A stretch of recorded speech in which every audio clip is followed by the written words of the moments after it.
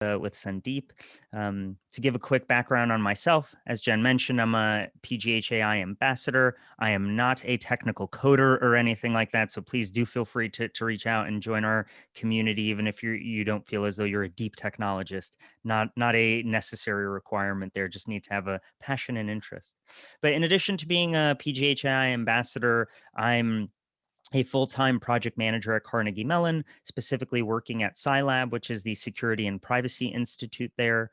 My work generally focuses ranging on topics from cybersecurity, blockchain, Internet of Things, and some AI-related security questions. And aside from that full-time work, I also currently run a podcast called The History of Drugs in Society, and I'm going to be launching a new podcast within the next 6 weeks or so relating to exploration of meaning in life.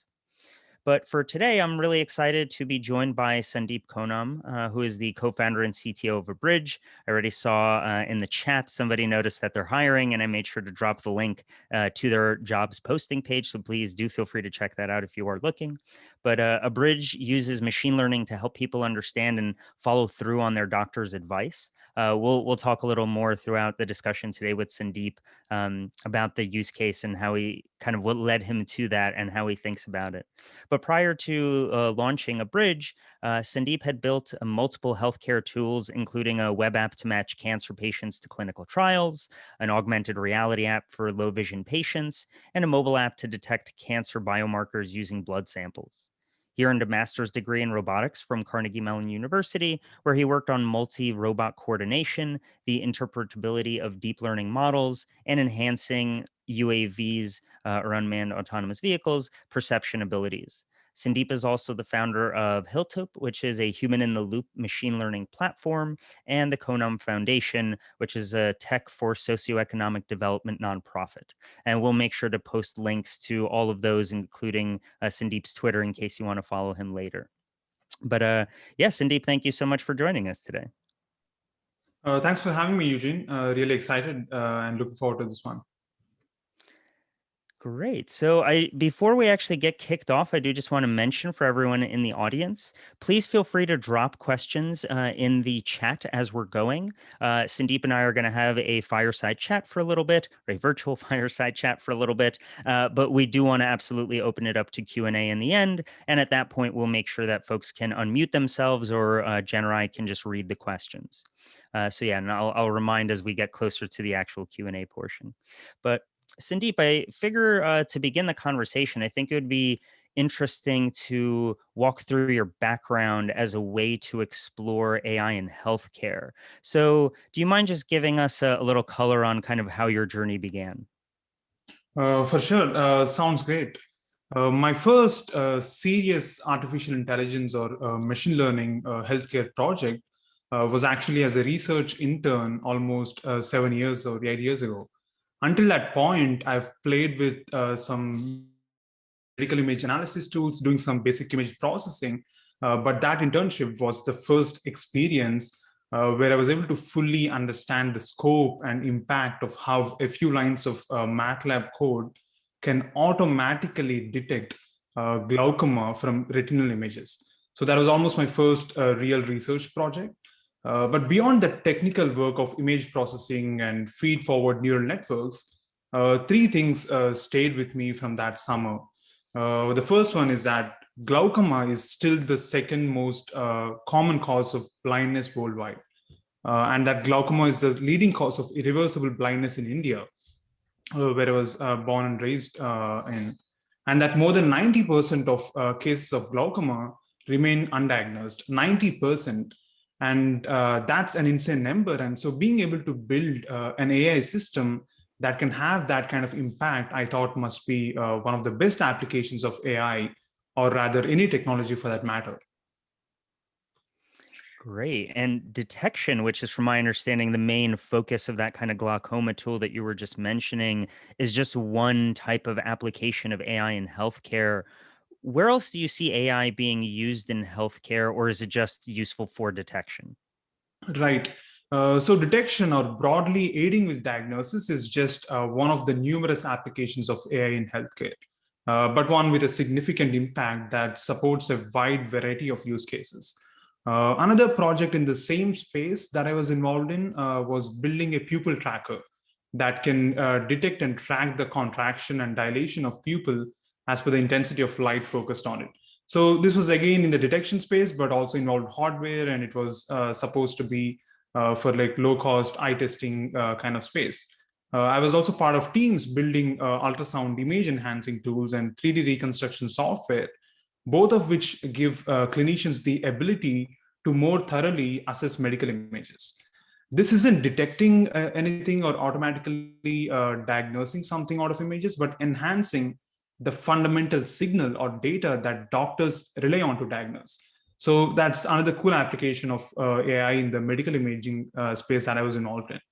And then a couple of years later, as part of the Google Summer of Code project, I was involved in building image processing tools to detect cancer biomarkers from a small drop of blood. There, the goal was to analyze the intensity of blood samples and quantify the presence or absence of various molecules.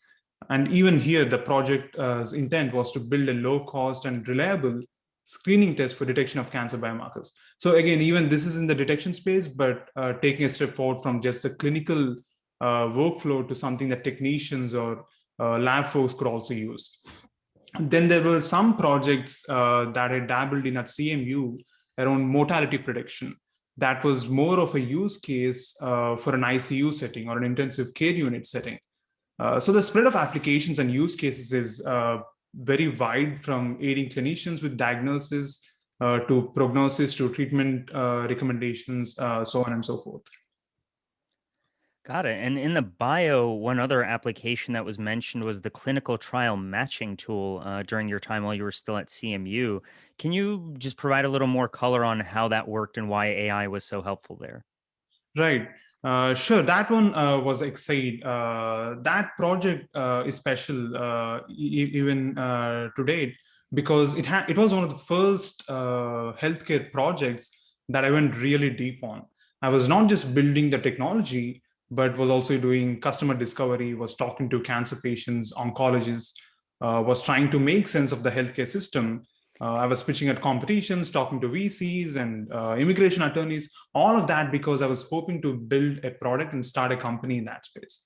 The idea with Excite was to build a clinical trial matching tool for cancer patients using AI, where we were using natural language processing techniques to match and rank clinical trials based on automatically checking the inclusion and exclusion criteria of clinical trials against the patient data. I thought that was one of the coolest applications of AI, where it's almost as if that task wasn't meant for humans. It was meant for AI systems to do all along, given the time consuming nature of the task. Got it.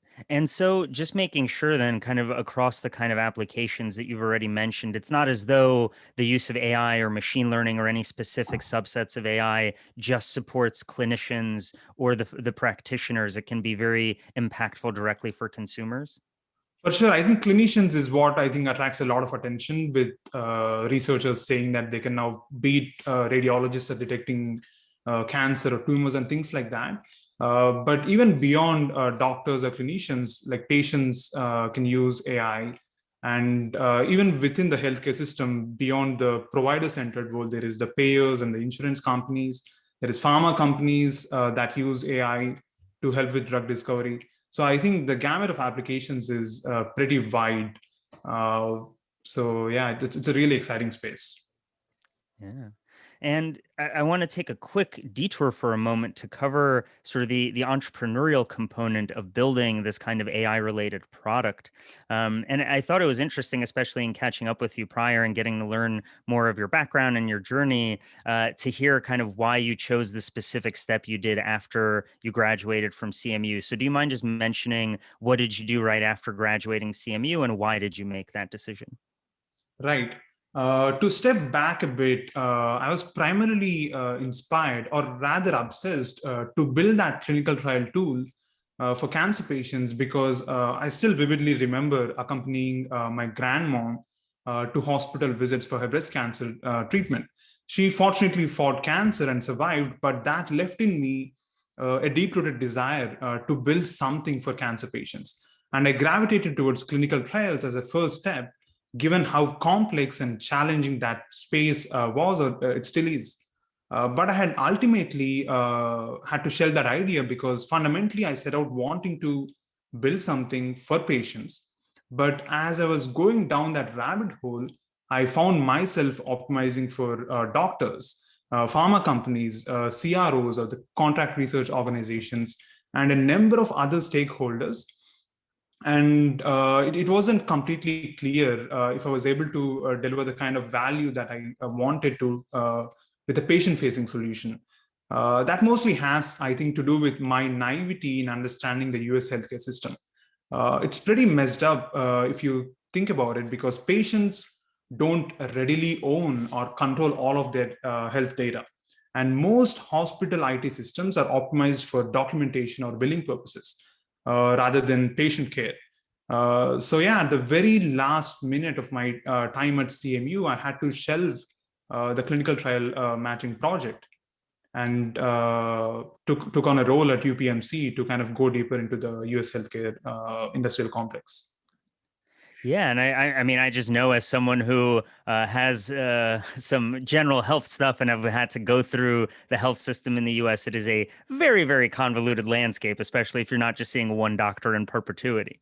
And so, what did jumping into UPMC provide you in terms of getting that more granular color in understanding how the healthcare system really looks like?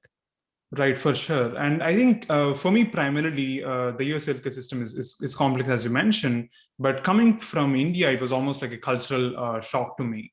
Looking at the complexity and how much US spends on healthcare, with still not enough outcomes to show per cost, I think. But in terms of, I think, joining UPMC, it was pretty crazy back then because all of my friends were joining like self-driving companies and all the cool research labs at big tech companies, and they would constantly question me about the choice. But it made total sense to me because being in Pittsburgh and being frustrated with the complexity of the healthcare system, I thought UPMC was a great place to quickly learn the ins and outs of the healthcare industry. During my time there, I was involved in some pretty cool AI research work or AI in healthcare work. One of my first assignments or projects was writing an AI strategy white paper for UPMC leadership. So that gave me a chance to talk to a lot of stakeholders, understand how they view AI, and being able to provide how UPMC can be really positioned to advocate for and promote the adoption of AI in healthcare. I got a chance to help the Pittsburgh Health Data Alliance, which is a collaboration between Carnegie Mellon University, the University of Pittsburgh, and UPMC. I worked with that team to review, provide feedback, and support a number of research projects carried out at CMU and University of Pittsburgh. And all of those projects centered on using AI to tackle healthcare challenges. I also did technical due diligence for a number of AI healthcare startups as part of UPMC's investment arm or investment team. I remember meeting a drug discovery startup. That's, again, one more cool use cases of AI in healthcare, as I mentioned earlier, where machine learning algorithms can be used to find new uses for drugs, to repurpose them for new treatments, to predict drug protein interactions, and to discover drug efficacy, etc. So I think that space is still early, and it continues to amaze me to see the kind of progress that's happening in that space. And there was one more startup that I remember meeting when I was at UPMC that was using computer vision techniques for remote monitoring of hand hygiene in hospital settings. And that was one of those use cases. When I first heard it, I was like, what? Like, why did they want to use AI or computer vision to like track if someone is cleaning their hands? But by tracking hand washing compliance, they were trying to reduce the rate of hospital acquired infections. So that use case kind of broadened my understanding of the impact of AI, even in an operational setting that doesn't necessarily have to do with direct patient care as such. Got it. And was there also a project relating to a Microsoft partnership that that you also got to work on as part of that time? Right. So that was actually like one project where I spent a lot of time. So UPMC and Microsoft, both of them came together to build a provider productivity solution, which makes sense, right? Because Microsoft has been all about productivity for a really long time. So the problem that they were trying to address specifically was doctor documentation. So the question there was, can we use speech signal that happens between doctors and patients to help with automatic speech recognition and machine learning to help doctors with documentation. So that's one project where I was involved at UPMC on their technical team. I was leading some of the machine learning work for that. But again, that's one more use cases or like this one of these mega partnerships where I got a sense of what goes on behind when like this huge or big tech companies announce partnerships with hospitals. But yeah, it was a fun project. Yeah. And one of the reasons that I was very excited to chat with you today, especially as I got to learn more about Abridge and the work that you're doing, is a lot of these kind of applications can, even if they're meant to impact the direct person going through the healthcare system, they can still feel a bit removed from actually interacting with that person. Mhm. And I just found, what you're doing with Abridge and the team there is just, it seems like it can bring that gap a little closer for a person to actually more directly feel the benefits. So do you mind talking about how machine learning can actually impact the average person? And as part of that, talk about, what you're doing with the bridge. For sure. So the problem that we're trying to solve at Abridge is something that most of us might have experienced at one point or the other. As patients, when we engage in a clinical conversation with doctors, oftentimes there is a lot of information being exchanged. Sometimes we might be anxious, absent-minded, or really sick more than anything, and end up not understanding and remembering all the doctor's advice. And not just advice, it could be like the treatment plans or recommendations, because all of that is typically medical jargon dense and it is information filled. In fact, when we surveyed thousands of our users and consumers, we've learned that around 59% of them said they forgot over 40% of the conversations with doctors. Now, 40% is a crazy number because if one cannot remember the details of care, then how can they follow through on the care plan? And if we cannot follow through on a care plan, then how can we improve our health? So we built Abridge to help everyone stay on top of their health using medical conversations and AI. Our users use Abridge for all types of health conversations, from annual examinations to specialist appointments. It helps them understand the details of their health, from high-level care plan to the details of their diagnoses, procedures, or medications. Using a mobile app that's free to download on the App Store and Play Store, you should all check it out. Anyone can easily and securely capture the medical conversations they have with their doctors across the care continuum from home to hospital. Once a user has that recording, our machine learning algorithms transcribe, extract, and highlight key clinical concepts and define the medical jargon at a consumer reading level. So that's part of what we do to help users understand what happened in their medical conversation. And we also built machine learning systems that can extract next steps or takeaways and nudge users so that they don't forget to take medications and that they remember to schedule the follow-up appointments and tests. There is a lot more I can unpack in terms of how we are using machine learning at Abridge to help patients. But we are one of the few companies, I think, in this space broadly that's using machine learning directly to help patients, and specifically using medical conversations. Got it. And one follow up on kind of the specifics without getting too deep into the technical nitty gritty, but is it a pure analysis of, say, the documents that are given and a person has to make sure to photograph all of the outpatient forms at the end of the appointment that covers everything? Or is there a component that actually is live recording with the doctor so nothing gets missed?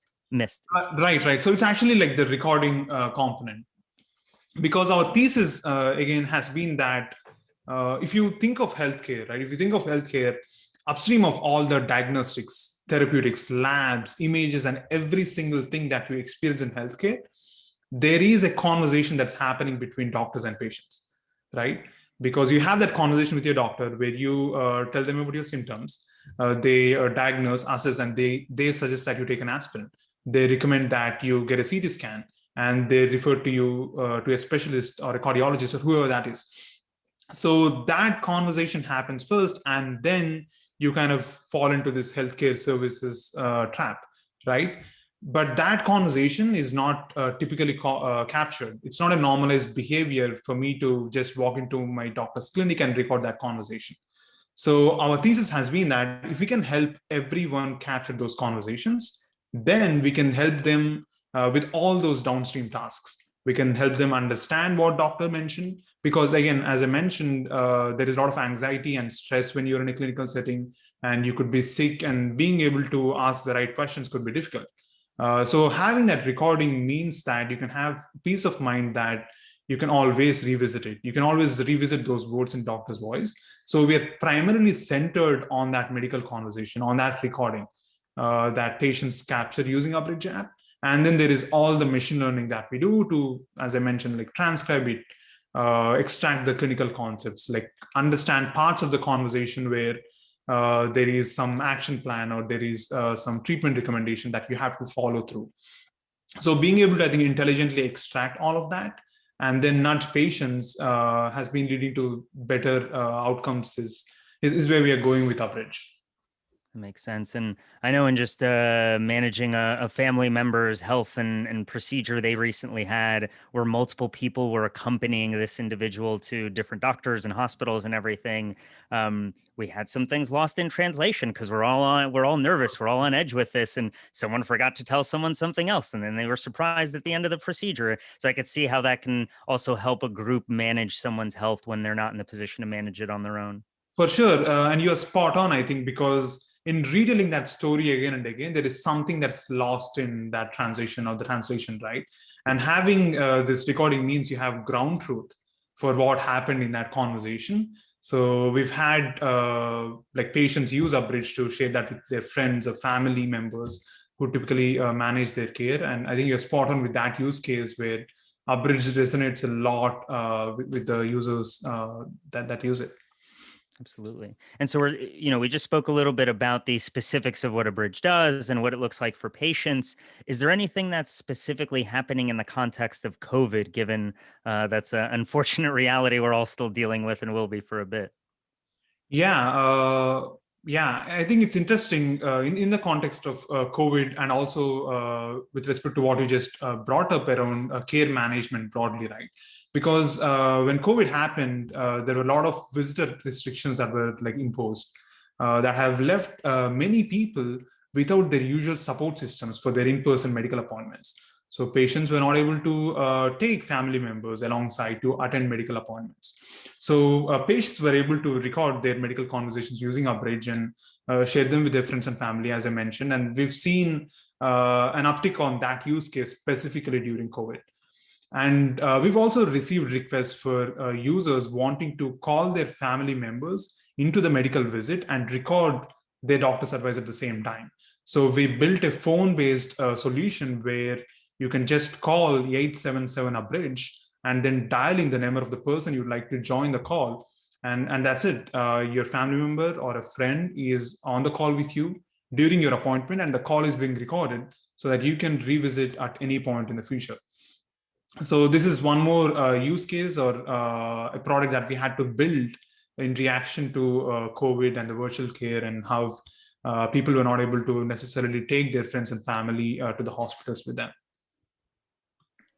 And how do you see, zooming away from the specific use case that you're working on, how do you see machine learning more broadly being helpful when dealing with, I mean, hopefully we won't have a pandemic for a very long time, but, recognizing the reality of life these days, how can machine learning generally be useful in future pandemics that we deal with? Right. There is a machine learning centered value that we provided at Abridge to patients during COVID-19. But beyond this, specifically in relation to being able to diagnose, predict, and treat COVID-19, There's been a lot of good research that came out. On the diagnosis front, there was published research on automatically detecting COVID-19 from CT lung scans. I think that received some pushback from the clinical community, but later there was more work that leveraged both the imaging and the clinical data to diagnose COVID-19 from the health data broadly. So that's, I think, one use cases where with the lack of initial tests initially, and we had all that phase where we couldn't get a lot of patients tested with PCR and some of those things. So could imaging and clinical ML have helped in that space? So that's an interesting possibility. But diagnosis is still, I think, maybe not the best use of ML in the pandemic space, given how quickly we need to react and get the approvals and all that. But on the treatment front, I think it was researchers from MIT that built some machine learning based approaches to identify drugs already on the market that could be potentially repurposed to fight COVID-19. And I think that's one research where you have this new strains or like new conditions like COVID-19 can we use anything that already works and can we repurpose them. So I think that will continue to play a key role, not just for COVID, but any new condition that we'll see. But my favorite work, given that I'm in the audio health space broadly with Abridge, was where researchers were trying to diagnose COVID-19 through the analysis of voice recordings. That space is still early, but I think it will have tremendous impact in the future where voice biomarkers can almost help you get ahead of the conditions and conditions like COVID, given that they're centered around like respiratory symptoms. Got it. Yeah, thank you for expanding there. And as we kind of transition to the last couple minutes before we're gonna open up to Q&A, we've talked about a lot of the benefits that can come of it. And first, what are some of the challenges in the way of actually getting to being able to use AI or machine learning specifically in healthcare in the ways that you're outlining? Right. There are a ton of challenges all the way starting from the quality of the data available to even build these systems, right? Because healthcare data is very difficult to get hold of in the first place, and rightfully so because of all the privacy concerns and like the security concerns that typically prevail around health data. But getting access to data is a challenge in itself, but getting access to high quality data is extremely difficult, given how noisy or how not so standardized these data formats are in. And then getting reliable annotations so that we can train ML systems using supervised approaches is also really, really challenging. And that's all with respect to just the data and building the machine learning systems. But there are a lot of practical challenges once you build the system, because how do you deploy it? And the institutional acceptance of AI in healthcare is still not high. And deploying those systems in the wild has been pretty challenging because most of these ML systems are pretty fragile and brittle. So I think there is all kinds of challenges and barriers from data collection to building the models to deployment and getting them accepted by clinician community or wherever the setting is for deployment. And beyond just the challenges that are currently in the way, what do you see as the ways, let's remove the barriers. What are the ways things can go wrong as we're progressing? And what are the things people should look out for when thinking about this? Yeah, that would be great if all the barriers to entry are removed. But and this is a really important topic as well in terms of what could go wrong, because that I think presents areas of opportunity or for focus areas for research to continue to happen. One of the challenges that is top of mind for me at least is data set shift, because machine learning model performance is often tied to the particular data set the model was developed on. Any deviations from that data set can result in performance decline, which is not a good thing, especially when these systems have to move out of the research setting and have to be deployed in the real world. There was a research group, I think, that built a model to detect pneumonia from chest x-rays using data from one health system. But when evaluated on data from another health system, they found the model performed significantly worse.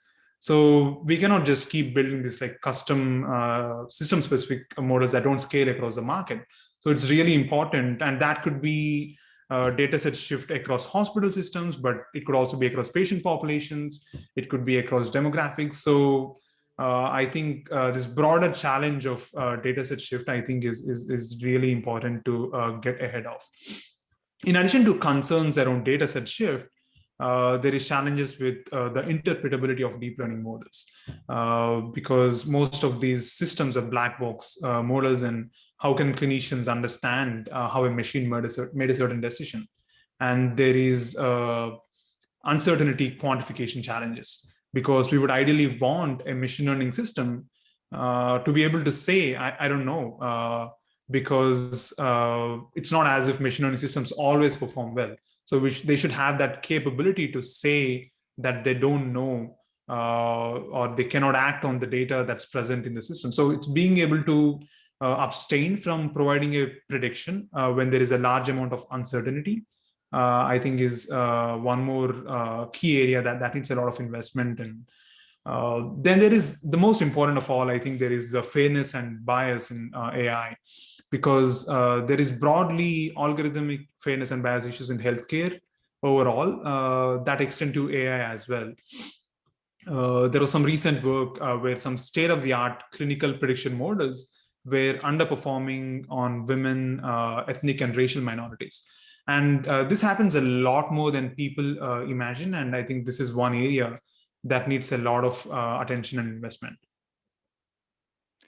And, when mentioning these challenges, a thought that comes to mind for me is, well, what organization or what kind of guardrails should be put around this kind of experimentation? And so, what are your thoughts on some of the ways that this can potentially be regulated as we're still figuring out the use cases of ML and AI in healthcare? Mm-hmm. Right. So there is no adopted playbook or finalized playbook yet for regulating AI in healthcare. And I think there will be a bunch of revisions and iterations before we settle on something that works for all the parties, whether it is patients, doctors, providers, payers, pharma, tech companies. And FDA has made some important announcements recently in relation to this. They announced an action plan around AI or machine learning applications in healthcare, where they mention supporting the development of good machine learning practices to evaluate and improve machine learning algorithms in the healthcare, the clinical setting. They acknowledge the need for transparency to users, and this relates to the interpretability challenge I mentioned earlier. They highlight the issue of bias, also something that we touched upon earlier. And they stress the need for evaluation and promotion of robustness and advancing real-world performance monitoring so that we can mitigate issues around dataset shifts or decline in performance. So it's still very early, but the action plan is certainly promising and seems to be a step in the right direction. That's great. And I just actually dropped the link for the FDA action plan in the chat for anyone who does want to dig into that in its fullness. That's awesome. I think that link, it has some high-level overview, but if you want to get to the action plan PDF, I think that link might have been broken. So I'll maybe like share it via the medium if anyone wants to reach out about that. Great, thank you. And it's also very interesting to think from just the data perspective of, if we're making this purely patient centric, then it's more of how can we make data as open as possible. But healthcare, HIPAA regulations, forgetting what HIPAA stands for, but it's the regulations around healthcare data. Yeah, it's a very interesting balance right now, figuring out how do we help all the stakeholders involved while creating the right incentives to continue helping them without breaking any privacy laws. It seems like quite a challenging moment to kind of navigate. Mm-hmm. For sure. I mean, you brought up HIPAA, but HIPAA is all about helping people access their own data from healthcare providers and in keeping that data private. But I think what it kind of turned into is this big legal framework that no one understands or comprehends. And it's often invoked by providers or whichever parties in healthcare to decline access to all the healthcare data. So there is, I think, some great momentum in that space happening from a policy standpoint. that advocates for data interoperability, data portability, so that people can start using their own health data for the value that AI can provide to them. And HIPAA was introduced like pre machine learning being this widely adopted in healthcare. So I think there is maybe a reason why some of those frameworks and regulations, like they need to be revisited in the context of data and what it means for consumer applications of AI in healthcare. Great. Thank you, Sandeep. So I think at this point, just seeing the time, we'll open up for Q&A. I saw already a couple questions came into the chat. I'll read those off. If you do want to be unmuted, just message Jen Ryan and we can help you jump on mic if you want to add any follow-up information. But I already see kind of two buckets of types of questions popping up. One is more digging into, let's talk about some of the specifics of AI in healthcare, pros, cons, challenges, regulation, et cetera. And the other side is more of, if this is something I want to pursue, what are things I should think of? How can I get down there? So please feel free to add more questions on either side. And yeah, I'll start off with the first question that came in was how to start a career in AI in healthcare for a seasoned software engineer with 10 plus years experience. Yeah, that's a good question. I think there is AI in healthcare, and we are of late also seeing clinicians kind of pick up some skills in AI broadly.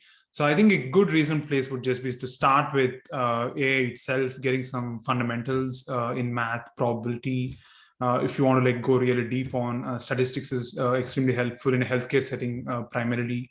So I think getting handle on some of those skills, and then there are a lot of public data sets available online that were opened up for like research communities. So if you're able to hustle your way into getting access to some of that, I think that would be a good start in playing with these techniques and these data sets.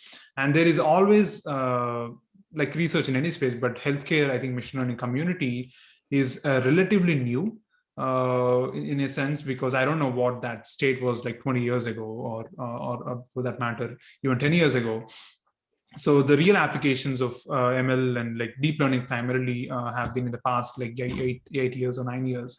So it's not really difficult to get a handle on the state of the art, or which use cases are widely applied or widely worked on in healthcare setting. So yeah, I don't And know I if guess that. to add oh, sorry. Sure, please go ahead. No, I was just going to say, as a quick follow up to that, having a base of software engineering for 10 years is a great start to getting into the technical side, especially if you feel comfortable digging into the math, the statistics. Do you see space for someone who is not a seasoned engineer or someone who does not necessarily want to become an AI coder? Do you see any ways that folks like that can be getting involved in the space? Mm-hmm. Right. Again, I think with people who have engineering backgrounds, at least have an advantage in that they're used to a lot of like programming frameworks and stuff like that. So they understand coding, they understand programming. So I think they already have a head start compared to a lot of people. And not to pick you, Eugene, but maybe he has a head start against you already in this space. So I think people who already have those applications or those skill sets, maybe they need not go deeper on the research side. If they can just pick up some, and there are so many easy to use APIs, easy to use libraries that engineers can like readily pick. So as long as you can maybe at least initially treat it as a black box and understand how the data is inputted and the outputs that you're getting, and if that excites you enough, then you'll start to open that black box eventually. So I think that's one more way to hack at that and not necessarily take a research approach, and use these APIs and some of this public work. Got it. And now to transition more to general AI and healthcare question, there was one around privacy concerns, and I believe this was specific in the context of Abridge. In the example that I was mentioning of, with a family member who we were taking to doctors, what's the experience with the doctors when it's like, hey, I'm actually going to record this entire conversation? Do they get defensive as this, I'm searching for malpractice suits, or do they get why I'm doing this to help me maintain my health better? Right, and that's a very tricky question, but I think still highly relevant in this context. So, in our experience, the majority of doctors do not have any problems, particularly when they see the value that Abridge provides to patients. Right, because being able to re-listen to their advice at any time, being able to follow through on that advice, can be beneficial to patient outcomes and patient health, and that's something a doctor would not want to say no to, right? But again, we recommend that patients ask for consent of the doctor, obviously, because there is wiretapping laws, but it's just a good hygiene to ask for that consent. And when that consent is in place, you can like openly record. You have better quality signal that can again help with some of the downstream tasks. On malpractice, it's a very interesting thing in that like again, like full disclosure here, UPMC is an investor in Abridge, right? And for such a major healthcare system to back us, I think that's kind of a stamp of credibility. And we've been working very closely with the clinician community. And we also talk very often to the head of malpractice at UPMC, in fact, to ensure that we are not necessarily overstepping on some of the toes or like some of that legal stuff. But on malpractice, we've learned that Abridge actually helps doctors with malpractice because it improves the quality of medical conversations and it captures the details of the care, which can only augment the system of record, right? So it depends on how you think of it, where if you're saying the right thing and doing the right things, so having that be on the record only means that you can use it to defend if any like adverse event happens. But on the whole, the clinician community, I think, has been extremely supportive of what we're trying to build. And in fact, a lot of our user growth comes from clinicians advocating patients. Hey, do you want to record this thing so that you can just take it with you, right? Because they are aware of the health IT systems being completely for like billing or whatever purposes and not being for patient care. So this is something that is almost ubiquitous at some point, right? Because even before Abridge, people can just record their conversations with recorders, with voice memos or whatever that is. But know that we are building a specific health-centered, medical conversation-centered app. I think, yeah, it's something that we'll see more and more doctors advocate, and a behavior that will eventually be normalized in the healthcare space. So that's just about the malpractice or the doctor side of things. But I think someone also, I think you also mentioned about the privacy side of things, right? On the privacy, it is extremely, again, important for us. We've prioritized it from day zero. And we've been working with a lot of privacy experts and lawyers from the beginning to build Abridge with privacy by design principles. That means we invested upfront to embed privacy into the design and operations of our technology and business processes. And just to kind of like quote some of the stances that we have taken in this space, we only collect and share data with user consent. Users can delete or export data at any time. And delete means delete for us, like share means share. And so it's, I think, being able to take that stance and also communicate that very clearly to our users on our website. And we have an FAQ section that kind of already addresses some of these questions like clearly. And I think it's sometimes like tricky to wrap head around like Abridge in the sense that we're a machine learning company and how can we not use user data? But I think one luxury or advantage that we've had is all the machine learning that we've built till date, it was on external de-identified data sets. So we were not using user conversations for the purposes of our research and stuff like that. So I think we've taken a lot of precautions, put in a lot of effort, and we often joke internally that we probably put a lot more time into privacy than actually building product. And I think that just speaks to how crucial it is that we prioritize and safeguard user privacy. Yeah, and I think that touches very nicely on another question that came in around ethical considerations of AI in healthcare generally. So, how do we address, this is a very big one, but, from the perspective of how Abridge is dealing with it, how do you address algorithmic bias for racial and ethnic patient populations? And who should decide what and or how the data is collected? I know you Right. touched on some components of that, but Right. Again, I think this is a great question, uh, because Abridge's experience is centered around audio, right? And that signal itself captures biases expressed in the conversation, right? Because you have two humans, like doctor, patient, whoever they are, that can have their own implicit biases, and that's obviously reflected in the signal. But regarding our machine learning specifically, we always take extra precautions to ensure that our training data sets are balanced and representative of our users, and being able to test our models that we've built on some of these user groups. In fact, I think just recently, like a couple of months ago, we've published research in this space. You can check it out on abridge.com/ML. There is this paper, it's called Towards the Fairness of Some Classifier Stuff. So that's the most recent paper that you'll see at the top on the list of our papers. So that work was actually about understanding how the classifier that we've built.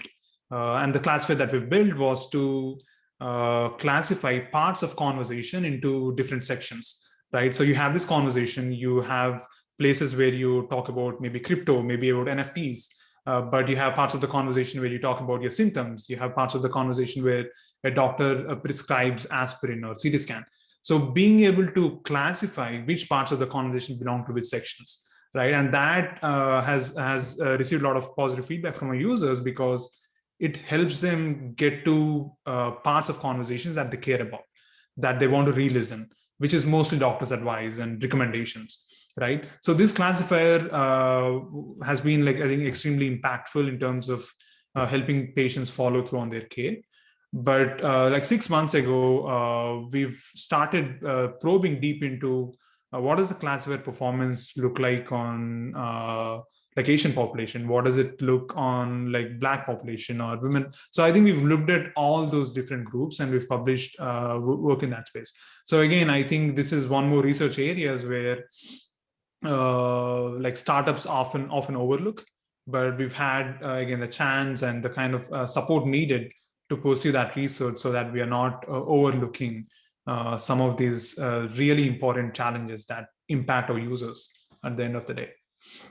got it. And you mentioned something in there that I can't help but bite on and ask a follow on in terms of NFTs. So a quick level setting for others. So in the blockchain space, cryptocurrency all about being equal, accessible for anyone. One token of Bitcoin is not different than any other Bitcoin in the world. NFTs, or non-fungible tokens, is the idea of creating a unique token to represent a specific thing. So imagine you can have, for every famous piece of art, they would have a unique token for that. That's a bad example, but something along those lines.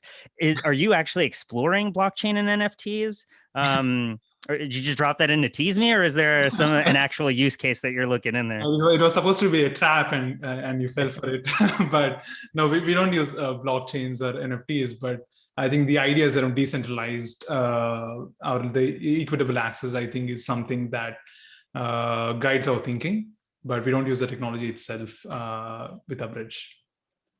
Got it. And there was one, so I wanted to follow up because I only read half a question earlier when it was on the privacy side. And I know you touched on, I mentioned the malpractice, you addressed some of that, but as you were initially designing it, were there any immediate liability concerns that any practitioners did mention, or is kind of the implicit understanding is like, hey, if you're just doing everything above board and you're operating the way most doctors are with your patient's concern as your priority, this is just a record of that. Like there's no way you're adding liability, or is that, did you get pushback? Is that the way doctors have been feeling through this process?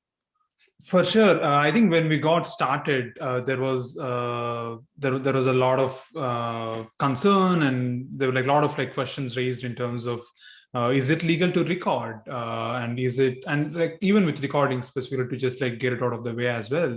There are some states where permission is required, and there are some states where permission is not required.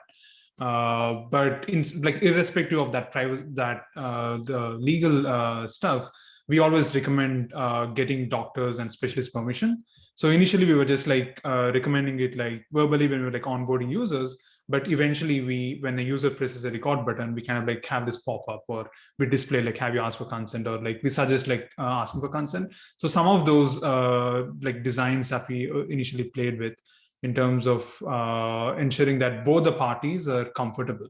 Because at the end of the day, it takes two to create that narrative, right? Both doctors and patients are creating that conversation that is supposed to help both of them. We are obviously focused more on patient side, but that's supposed to help both of them. So we've always prioritized, I think, getting feedback from both the communities, getting advice from them in terms of how to approach certain design discussions, or like even the privacy security, like what would they be most comfortable with. Because again, like the signal itself, if you think of it, we are helping users capture some of their most intimate conversations where they're like revealing all their symptoms or conditions to their patients, doctors. So being able to, I think, safeguard, prioritize whether it is privacy or ensure that we are doing this, as you mentioned, in an above the board fashion, I think has been crucial from like day zero. Of course. And to wrap up with two very quick questions that are direct to Abridge related. One is, am I correct in Abridge.com/ML is the place where people can go find the research papers that you were alluding to?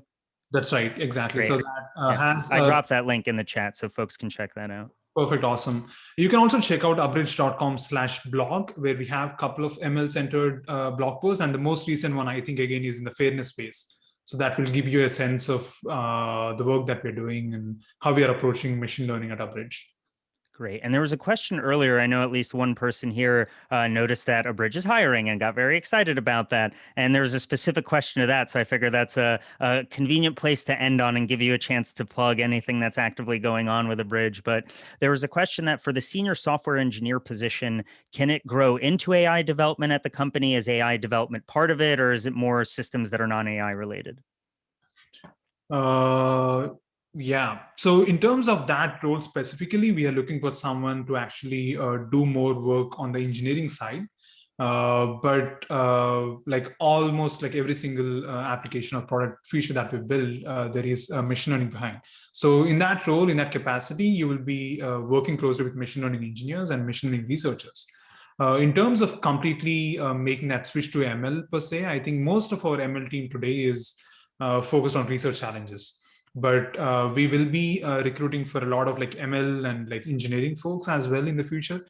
So please stay tuned for some of those job postings. Yeah.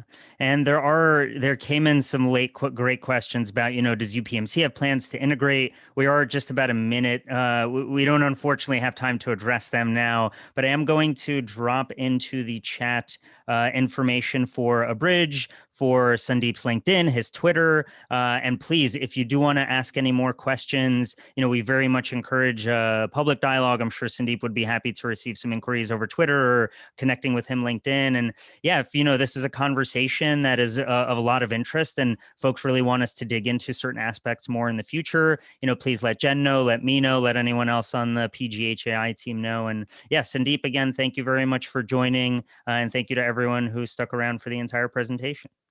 Thanks so much for having me, and it was a pleasure like interacting with you, but also all the questions I think were very thoughtful. So you've all been a great audience. Thanks so much. Thanks, everyone. Take care. Enjoy the beautiful weather if you're here in Pittsburgh. Spring has sprung, so almost. Have a great day. Bye-bye.